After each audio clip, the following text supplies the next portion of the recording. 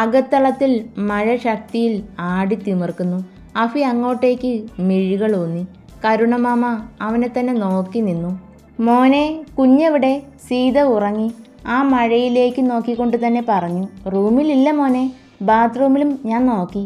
എൻ്റെ റൂമിലാ മാമേ. പതിഞ്ഞ അവൻ്റെ സ്വരത്തിൽ ഒരു വേദനയുണ്ട്. എനിക്ക് എന്തോ പോലെ പെട്ടെന്ന് അഫി പറഞ്ഞു. അയാൾ അവൻ അരികിലേക്ക് വന്ന് തോളിൽ അമർത്തി പിടിച്ചു. എന്താ മോനെ? എനിക്ക് അവളെ വേണം. പക്ഷേ കരുണാകരന് അവൻ്റെ സങ്കടം മനസ്സിലാക്കാൻ കഴിഞ്ഞു. മോൾക്ക് ഇഷ്ടമാണോ കുഞ്ഞെ? എന്നാൽ പിന്നെ ഈ വിഷമം വേണ്ട. അവൾക്ക് ഒന്നും അറിയില്ല. അഭിമന്യുവിന് അവളോട് തോന്നുന്നത് എന്താന്ന് സീതാലക്ഷ്മിക്ക് മനസ്സിലാകുന്നില്ല. പറയാൻ എനിക്ക് കഴിയുന്നുമില്ല. അവളെ പോലൊരു പെണ്ണിനെ മോഹിക്കാൻ എനിക്ക് എന്താ ഉള്ളത്? മോൾക്ക് ഇഷ്ടാ. മോൻ ഇവിടെ ഇല്ലാതിരുന്ന 2 ദിവസം ആ കുട്ടി നരകതുല്യമായ വേദനയാണ് അനുഭവിച്ചത്. മോൻ്റെ കോൾ വരാത്ത ദിവസം ഒന്നും കഴിച്ചതുമില്ല. എത്രയും പെട്ടെന്ന് ജോലി തീർത്ത് വരാനുള്ള ഓട്ടത്തിനിടയിൽ മനഃപൂർവ്വം വിളിക്കാഞ്ഞതാ മാമ. അവൻ അയാളുടെ കയ്യിൽ പിടിച്ച് അടുത്തിരുത്തി. ഞാൻ എന്താ ചെയ്യണ്ടേ? അഫി ചോദിച്ചു. അയാൾ മുഖം ചുളുക്കി. സീതാലക്ഷ്മിയെ മാറ്റി നിർത്താൻ എനിക്ക് പറ്റില്ല. കരുണാകരന് ചിരി വന്നു. കല്യാണം കഴിക്കണം, അയാൾ പറഞ്ഞു. അത് അത്ര ഈസിയാണെന്ന് മാമയ്ക്ക് തോന്നുന്നുണ്ടോ? എൻ്റെ കുഞ്ഞെ, വർമ്മ സാറിനോടും ആദ്യ കുഞ്ഞിനോടും ആദ്യം പറയ്.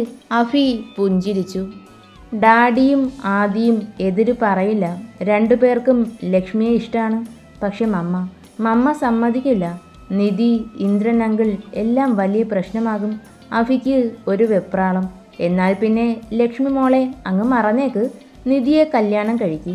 ഒരു പ്രശ്നവും വരില്ലല്ലോ. അഫി കണ്ണ് കൂർപ്പിച്ച് കരുണാകരനെ നോക്കി. എൻ്റെ മോനെ, പ്രതിസന്ധികൾ ഒരുപാടുണ്ടാകും. തരണം ചെയ്ത് നിനക്കിഷ്ടമായവളെ കൂടെ കൂട്ടണം. മോൻ ധൈര്യമായിട്ട് ഇന്ദുജയോട് കാര്യം പറയ്. നിന്നെ ഏറെ ഇഷ്ടപ്പെടുന്ന മമ്മയല്ലേ. മോൻ്റെ ഇഷ്ടത്തിന് എതിര് നിൽക്കില്ല. പോസിബിൾ അല്ല മാമേ. മമ്മ ഒരു കാരണവശാലും സമ്മതിക്കില്ല. പക്ഷേ കല്യാണം ഉടനെ നടക്കണം. അവളെ ആ വീട്ടിൽ നിർത്തുന്നത് സേഫല്ല. അതെന്താ മോനെ? ആ തല തിരിഞ്ഞ ചെക്കൻ ഇനിയും വരും എന്ന പേടിയാണോ? അവൻ എഴുന്നേറ്റ് സ്റ്റെപ്പുകൾ കയറി. മോനെ, നിങ്ങൾ 3 പേരും ഒറ്റക്കെട്ടായി നിന്നാൽ ഇന്ദുജ സമ്മതിക്കും. ഒറ്റക്കെട്ടായിട്ട് പോകും. മമ്മയുടെ മുന്നിൽ എത്തുന്നതിന് മുന്നേ വർമ്മയും ആദിയും 2 വഴിക്ക് ഓടും. അവസാനം ഞാൻ ഒറ്റയ്ക്കാകും. കരുണാകരൻ വായ പൊത്തിച്ചിരിച്ചു. തൻ്റെ ബെഡിൽ മലർന്ന് കിടന്നുറങ്ങുന്നവളെ നോക്കിയിരുന്നു. സീത ചെവിയിൽ ചുണ്ടടിപ്പിച്ച് വിളിച്ചു. ലക്ഷ്മി കണ്ണുകൾ വലിച്ചു തുറന്ന് അവനെ നോക്കി. റൂമാകെ കണ്ണുകൾ ഓടി നടന്നു. വെപ്രാളത്തോടെ ചാടിപ്പിടിച്ച് എഴുന്നേൽക്കാൻ ശ്രമിച്ചതും അവൻ തടഞ്ഞു. കിടന്നോ? അവളുടെ ചെന്നിയിലെ ഉയർന്നു പൊങ്ങുന്ന നീലഞ്ഞരമ്പ്. എന്താ, തലവേദനയുണ്ടോ? അവൾ പതിയെ മൂളി. അവൻ്റെ വിരലുകൾ അവിടെ അമർന്നു. ആ വിരലുകൾ അവളുടെ ശരീരത്തിൻ്റെയും മനസ്സിൻ്റെയും നിയന്ത്രണം തെറ്റിക്കുന്നു. വിളിച്ചു തീരും മുന്നേ അതരങ്ങളിൽ അവൻ ചുണ്ട് ചേർത്തു. ലക്ഷ്മി ബെഡ്ഷീറ്റിൽ മുറുകെ പിടിച്ചു. അമർത്തി ചുംബിച്ചുകൊണ്ട് കീഴ്ചുണ്ടിൽ പല്ലുകൾ ആഴ്ത്തി. എരിവ് വലിച്ചുകൊണ്ട് കണ്ണുകൾ തുറന്നു. Love you. അവൾ അവനെ നോക്കാതെ തലചരിച്ചു. പിണങ്ങിയോ എൻ്റെ ലച്ചൂട്ടി? അവൾ ചാടി എഴുന്നേറ്റ് അവൻ്റെ ചുണ്ടിൽ വിരൽ വെച്ചു. ഇനി എന്നെ അങ്ങനെ വിളിക്കല്ലേ. എനിക്കിഷ്ടമല്ല. ആരേലും അങ്ങനെ വിളിച്ചാൽ എനിക്ക് താങ്ങാൻ പറ്റില്ല. അവൻ ഇങ്ങനെ എന്നെ. സോറി. അവൾ വിരലുകൾ അകറ്റി മാറ്റാതെ അവൻ്റെ കണ്ണിലും ചുണ്ടിലും മാറി മാറി നോക്കി. ഞാൻ പോവാ. മാമ അന്വേഷിക്കും, പരിഭ്രമത്തോടെ പറഞ്ഞു. വേണ്ട, ഇന്നലെ വരെ കാണാൻ കൊതിച്ചതല്ലേ ഈ മുഖം. ഇപ്പോൾ എന്താ? നമുക്ക് ഇങ്ങനെ കുറച്ചു നേരം ഇരിക്കാം. അവളുടെ വയറ്റിലൂടെ കൈയിട്ട് തന്നിൽ നിന്നും അവളിലേക്കുള്ള അകലം കുറച്ചു. ഞാൻ വീട്ടിലേക്ക് പോയിക്കോട്ടെ? പെട്ടെന്ന് ലക്ഷ്മി ചോദിച്ചു. നിത്യ വന്നോ? അറിയില്ല. ഒന്ന് വിളിക്കാനാണേൽ ഫോൺ പോയി. നമ്പര് കാണാതെ അറിയില്ല. അവൾ വിഷമിക്കുന്നുണ്ടാവും. അഫി എഴുന്നേറ്റ് ടേബിളിലിരുന്ന ലാപ്പ് എടുത്തു. ദാ കോൾ പോവാ, സംസാരിച്ചോ. പക്ഷേ ഇവിടെ എൻ്റെ ഒപ്പമാണെന്ന് പറയരുത്. അന്ന് രാത്രിയിലെ സംഭവം അവളിപ്പോൾ അറിയണ്ട. അതെന്താ? നിത്യ എൻ്റെ ബെസ്റ്റ് ഫ്രണ്ടാണ്. ആയിരിക്കാം, നേരിട്ട് പറയാം. പെട്ടെന്ന് കോൾ എടുത്തു. 2 പേരും സംസാരിക്കുന്നുണ്ട്. അഫി ചിരിയോടെ അവളെ നോക്കിയിരുന്നു. കൈവിരലിൽ പതിയെ തഴുകി. ശരി നിത്യ, നീ എന്നാ വരിക? പെട്ടെന്ന് ഫോൺ വെച്ചു. ചൂണ്ടുവിരലിൽ അവൻ്റെ നാവ് ഇഴഞ്ഞു നീങ്ങുന്നു. പ്ലീസ് സീത. അവൻ്റെ കണ്ണുകൾ ചുരുങ്ങി. ലക്ഷ്മി മിണ്ടാതെ ഇരുന്നതും അഫി കണ്ണുകൾ ഉയർത്തി. എന്ത് നീണ്ട വിരല, കടിക്കാൻ തോന്നുന്നു. ചുണ്ടുകൾ കയ്യിലാകെ അമർന്നു. അവളിലെ സ്ത്രീ അവൻ്റെ സ്പർശനത്തിൽ പോലും ഉണരുന്നു. അഭിമന്യു പതിയെ വിളിച്ചു. അവൻ്റെ നെഞ്ചിലേക്ക് സ്വയം മറന്ന് മുഖം പൊഴുത്തി. സീതാലക്ഷ്മി, ഞാൻ നിന്നെ പ്രണയിച്ചോട്ടെ. അവൾ ഞെട്ടിപ്പോയി. മനസ്സിൽ ഒരു സന്തോഷം. വേണ്ട, ഉറപ്പോടെയാണ് ലക്ഷ്മി പറഞ്ഞത്. അതിന് മറുപടിയായി അവനൊന്നും പറഞ്ഞില്ല. നിത്യ അടുത്ത ആഴ്ച വരും. എന്നാ അന്ന് പോകാം. അതുവരെ ഇവിടെ നിൽക്ക്. അവൾ എഴുന്നേറ്റ് പോകാനൊരുങ്ങി. സാരി വിടർത്തിയിട്ട് തിരിയാൻ തുടങ്ങുമ്പോൾ അഫി അവളുടെ കയ്യിൽ പിടിച്ചു. ലക്ഷ്മി തിരിഞ്ഞ് അവന് മുന്നിൽ നിന്നു. അഫി ബെഡിലിരിക്കുവാണ്. ഇവിടെ എന്തു പറ്റിയതാ? സാരിക്ക് മേലെ കൂടി വയറ്റിൽ വിരൽ വെച്ച് ചോദിച്ചു. ഒന്നുമില്ല. ഇല്ലേ? എന്തോ ചുവപ്പ്. എനിക്ക് തോന്നിയതല്ല. അവൻ സാരിയെ വകഞ്ഞു മാറ്റാൻ ഒരുങ്ങി. അവൾ പിന്നിലേക്ക് നീങ്ങി. അത് സാറന്ന് പിടിച്ചില്ലേ? അങ്ങനെ പറ്റിയതാ. ഇപ്പം മാറി. അവൻ പുഞ്ചിരിച്ചു. കണ്ടോട്ടെ. അവൻ്റെ ചുണ്ടിലെ കുറുമ്പ് ആദ്യമായി കാണുവാണ് ലക്ഷ്മി. അഫി എഴുന്നേറ്റ് അരികിലേക്ക് വന്നു.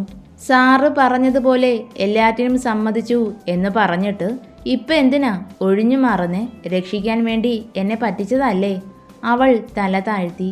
അല്ല, സമ്മത. സാറിൻ്റെ ഇഷ്ടം. അവൻ അവളുടെ തോളിലൂടെ കൈയിട്ടു. എനിക്ക് പ്രതിഫലമായി നിന്നെ വേണ്ട.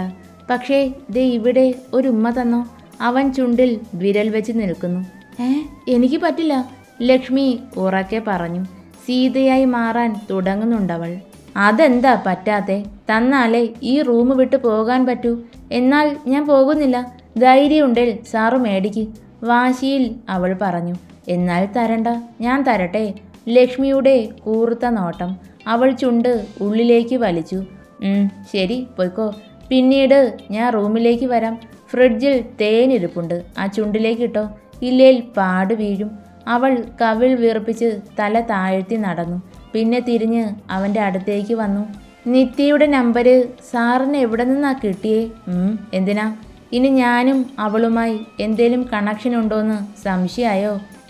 അല്ല, ഒന്ന് പറയ് പ്ലീസ്. എൻ്റെ ഓഫീസ് സ്റ്റാഫ്സിൻ്റെ നമ്പറെല്ലാം ലാപ്പിലുണ്ട്. എന്നാലേ ഒരു ഉപകാരം ചെയ്യൂ.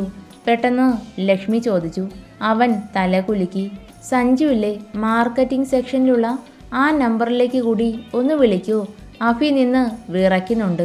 അവനെ എന്തിനാ വിളിക്കുന്നേ? അത് സഞ്ജു അല്ലേ എന്നെ ഓഫീസിലാക്കുന്നതും വിളിച്ചുകൊണ്ട് പോകുന്നതും. നിത്യ പറഞ്ഞ് ഏൽപ്പിച്ചിട്ട് പോയതാ. ഇനി കാണാതെ വന്നാൽ ചിലപ്പോൾ. അഫി പല്ല് കടിച്ച് പൊട്ടിക്കുന്ന ശബ്ദം കേട്ടതും അവൾ ബാക്കി പറയാതെ നിർത്തി. നീ പോകാൻ നോക്ക്. ചില നേരത്തെ എൻ്റെ പ്രവൃത്തികൾ എനിക്ക് തന്നെ ഇഷ്ടമാകുന്നില്ല. സഞ്ജു, ഒരു സംരക്ഷകൻ വന്നിരിക്കുന്നു. അഫി തല വെട്ടിത്തിരിച്ചു. ലക്ഷ്മി അവനെ സൂക്ഷിച്ചു നോക്കി. രാവണൻ്റെ ചില നേരത്തെ രീതികൾ എനിക്കും ഇഷ്ടമല്ല. പതിയെ പറഞ്ഞു നടന്നതും കയ്യിൽ അവൻ്റെ പിടി വീണു. നീ എന്താ ഇപ്പം പറഞ്ഞേ? എന്നെ എന്താ വിളിച്ചേ? അവൾ അവൻ്റെ പിടി വിടിയിപ്പിക്കാൻ ശ്രമിക്കുന്നുണ്ട്. അഫി കൈ പിൻവലിച്ചു. അവളെ ചുറ്റിപ്പിടിച്ച് ചുവരോട് ചേർത്ത് നിർത്തി അമർന്നു നിന്നു. എവിടേക്കോ അവനിൽ ഞെരിഞ്ഞു ചേരുന്നു. അവളുടെ കണ്ണുകൾ പിടച്ചു. സൂപ്പർ. കണ്ണടച്ച് അവൻ പറഞ്ഞു. സാർ. ലക്ഷ്മി നീട്ടി വിളിച്ചു. സാറല്ല, നിന്റെ ഭാഷയിൽ രാവണൻ. അവൾ കണ്ണും മിഴിച്ചു നിന്നു. എന്താടി, അങ്ങനെയല്ലേ വിളിച്ചത്? ലക്ഷ്മി ദയനീയമായി തല താഴ്ത്തി. ഒരുപാട് പ്രാവശ്യം രക്ഷിച്ചവനാണ്. അങ്ങനെ വിളിക്കാൻ പാടില്ലായിരുന്നു. വല്ലാത്തൊരു കുറ്റബോധം. ലക്ഷ്മി, നല്ല രസമുണ്ട്. ആ വിളി കേൾക്കാൻ. നീ അങ്ങനെ വിളിച്ചോ, എനിക്കിഷ്ടായി. അവൾ പുഞ്ചിരിച്ചു. താടിത്തുമ്പിൽ ചൂണ്ടു വിരൽ വെച്ച് ആ ചുവന്ന് കയറുന്ന കുഞ്ഞു മുഖം ഉയർത്തി. വിളിക്ക്. ഇപ്പോൾ തോന്നുന്നില്ല. തോന്നുമ്പോഴേ വിളിക്കാൻ പറ്റൂ. എന്നാ ഞാൻ തോന്നിപ്പിക്കട്ടെ. അവൻ്റെ കണ്ണുകൾ ചെവിക്ക് താഴേക്ക് നീണ്ട കഴുത്തിലെ രോമക്കൊടികളിൽ പതിച്ചു. അവൾ ഒന്ന് കണ്ണ് ചിമ്മി അടയ്ക്കുന്ന നിമിഷം മാത്രമേ എടുത്തുള്ളൂ. അവൻ്റെ ചുണ്ടുകൾ അവിടെ മൃദുവായി ചേർന്നു. ലക്ഷ്മി ഒന്ന് എക്കിപ്പോയി. വിളിക്കുന്നോ? ഇല്ലേൽ. രാവണൻ ഉറക്കെ വിളിച്ചു. That's good. അഫി അകന്നു മാറിയിട്ടും അവൾ തലചരിച്ച് അങ്ങനെ നിന്നു. ശ്വാസം ആഞ്ഞു വലിക്കുമ്പോൾ ഉയർന്നു താഴുന്നവയിൽ കണ്ണുകൾ ഉടക്കി. ലക്ഷ്മി, അവൾ പരവേശത്തോടെ സാരി തുമ്പിൽ പിടിച്ചു. ഞാൻ ആ നമ്പർ തരില്ല. നീ അവനെ വിളിക്കണ്ട. അതെന്താ സാർ? അഫി അവളുടെ കയ്യിൽ മുറുകെ പിടിച്ചു. വിരലുകൾ തമ്മിൽ മുട്ടിയുരസി. ലക്ഷ്മി അവൻ്റെ കണ്ണിലേക്ക് നോക്കി നിന്നു. അന്ന് രാത്രി നീ അവിടെ ഒറ്റയ്ക്കാണെന്ന് അറിയാവുന്ന ആളാരാ? അത് സഞ്ജു.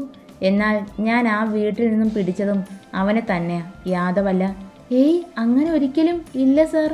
I am sure. എൻ്റെ സ്റ്റാഫിനെ എനിക്ക് മനസ്സിലാകില്ലേ? അവൻ മുഖം മറച്ചിരുന്നു. എന്നാലും കയ്യിലെ ചുവന്ന ചരടും ഏലസും ഇടത് കൈത്തണ്ടയിലെ പിങ്ക് ബാൻഡും അത് സഞ്ജു തന്നെയാ.